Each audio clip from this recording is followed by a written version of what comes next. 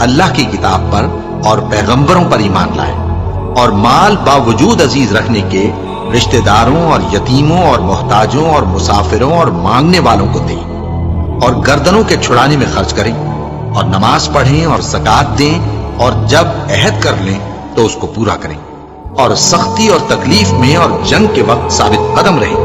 یہی لوگ ہیں جو ایمان میں سچے ہیں، اور یہی ہیں جو اللہ سے ڈرنے والے ہیں۔ مومنوں، تم کو مقتولوں کے بارے میں قصاص یعنی خون کے بدلے خون کا حکم دیا جاتا ہے، اس طرح پر کہ آزاد کے بدلے آزاد مارا جائے، اور غلام کے بدلے غلام، اور عورت کے بدلے عورت۔ اور اگر قاتل کو اس کے مقتول بھائی کے قصاص میں سے کچھ معاف کر دیا جائے تو وارث مقتول کو پسندیدہ طریق سے قرارداد کی پیروی یعنی مطالبہ خون بہا کرنا اور قاتل کو خوشخوئی کے ساتھ ادا کرنا چاہیے۔ یہ تمہارے پروردگار کی طرف سے تمہارے لیے آسانی اور مہربانی ہے۔ اب جو اس کے بعد زیادتی کرے اس کے لیے دکھ کا عذاب ہے۔ اور اے اہل عقل، حکم قصاص میں تمہاری زندگانی ہے کہ تم قتل و خونریزی سے بچو۔ تم پر فرض کیا جاتا ہے کہ جب تم میں سے کسی کو موت کا وقت آ جائے تو اگر وہ کچھ مال چھوڑ جانے والا ہو تو ماں باپ اور رشتہ داروں کے لیے دستور کے مطابق وصیت کر جائے۔ اللہ سے ڈرنے والوں پر یہ ایک حق ہے۔ پھر جو شخص وصیت کو سننے کے بعد اس کو بدل ڈالے تو اس کے بدلنے کا گناہ انہی لوگوں پر ہے جو اس کو بدلیں، اور بے شک اللہ سنتا جانتا ہے۔ اب اگر کسی کو وصیت کرنے والی کی طرف سے کسی وارث کی طرفداری یا حق تلفی کا اندیشہ ہو تو اگر وہ وصیت کو بدل کر وارثوں میں صلح کرا دے تو اس پر کچھ گناہ نہیں، بے شک اللہ بخشنے والا ہے، رحم والا ہے۔ مومنوں، تم پر روزے فرض کیے گئے ہیں جس طرح تم سے پہلے لوگوں پر فرض کیے گئے تھے تاکہ تم پرہیزگار بنو۔ روزوں کے دن گنتی کے چند روز ہیں، تو جو شخص تم میں سے بیمار ہو یا سفر میں ہو تو دوسرے دنوں میں روزوں کا شمار پورا کر لیں۔ اور جو لوگ روزہ رکھنے کی طاقت رکھیں لیکن رکھیں نہیں، وہ روزے کے بدلے محتاج کو کھانا کھلا دیں۔ اور جو کوئی اپنی مرضی سے زیادہ نیکی کرے تو اس کے حق میں زیادہ اچھا ہے، اور اگر سمجھو تو روزہ رکھنا ہی تمہارے حق میں بہتر ہے۔ روزوں کا مہینہ رمضان کا مہینہ ہے جس میں قرآن اول نازل ہوا جو لوگوں کا رہنما ہے، اور جس میں ہدایت کی کھلی نشانیاں ہیں، اور جو حق و باطل کو الگ الگ کرنے والا ہے۔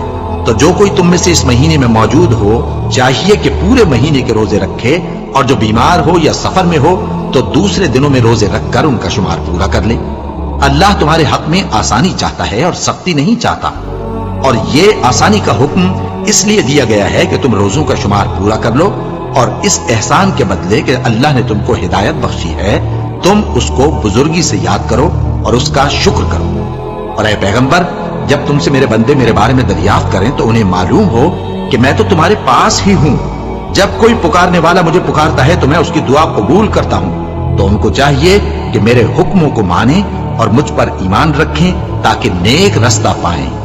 روزوں کی راتوں میں تمہارے لیے اپنی عورتوں کے پاس جانا جائز کر دیا گیا ہے، وہ تمہاری پوشاک ہیں اور تم ان کی پوشاک ہو۔ اللہ کو معلوم ہے کہ تم ان کے پاس جانے سے اپنے حق میں خیانت کرتے تھے، سو اس نے تم پر مہربانی کی اور تمہاری حرکات سے درگزر فرمائی، تو اب تم کو اختیار ہے کہ ان سے مباشرت کرو۔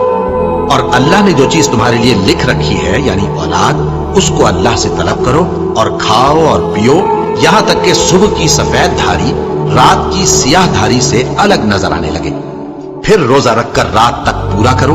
اور جب تم مسجدوں میں اعتکاف بیٹھتے ہو تو ان سے مباشرت نہ کرو، یہ اللہ کی حدیں ہیں، ان کے پاس نہ جانا۔ اسی طرح اللہ اپنی آیتیں لوگوں کے سمجھانے کے لیے کھول کھول کر بیان فرماتا ہے تاکہ وہ پرہیزگار بنے۔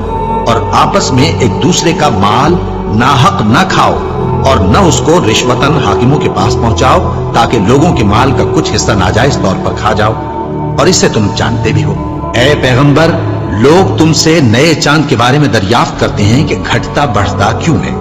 کہہ دو کہ وہ لوگوں کے کاموں کی میعادیں اور حج کے وقت معلوم ہونے کا ذریعہ ہے، اور نیکی اس بات میں نہیں کہ احرام کی حالت میں گھروں میں ان کے پچھواڑے کی طرف سے آؤ، بلکہ نیکوکار وہ ہے جو پرہیزگار ہو، اور گھروں میں ان کے دروازوں سے آیا کرو، اور اللہ سے ڈرتے رہو تاکہ کامیاب ہو جاؤ۔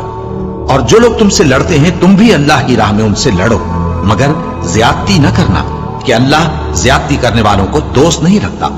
اور ان کو جہاں پاؤ قتل کر دو، اور جہاں سے انہوں نے تم کو نکالا ہے یعنی مکے سے، وہاں سے تم بھی ان کو نکال دو۔ اور دین سے گمراہ کرنے کا فساد قتل و خونریزی سے کہیں بڑھ کر ہے۔ اور جب تک وہ تم سے مسجد حرام یعنی خانہ کعبہ کے پاس نہ لڑیں تم بھی وہاں ان سے نہ لڑنا۔ ہاں اگر وہ تم سے لڑیں تو تم ان کو قتل کر ڈالو، کافروں کی یہی سزا ہے۔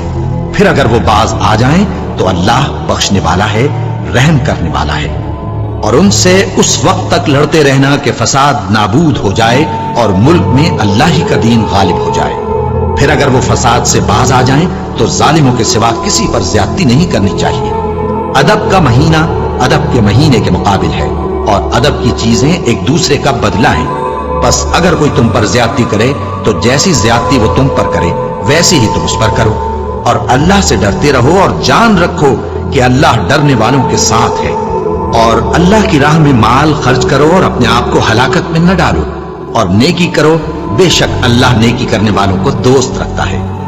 اور اللہ کی خوشنودی کے لیے حج اور عمرے کو پورا کرو، اور اگر راستے میں روک لیے جاؤ تو جیسی قربانی میسر ہو کر دو، اور جب تک قربانی اپنے مقام پر نہ پہنچ جائے سر نہ منڈاؤ۔ اور اگر کوئی تم میں بیمار ہو یا اس کے سر میں کسی طرح کی تکلیف ہو تو اگر وہ سر منڈا لے تو اس کے بدلے روزے رکھے یا صدقہ دے یا قربانی کرے۔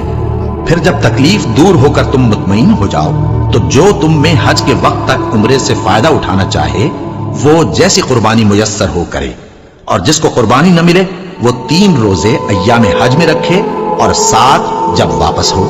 یہ پورے 10 ہوئے۔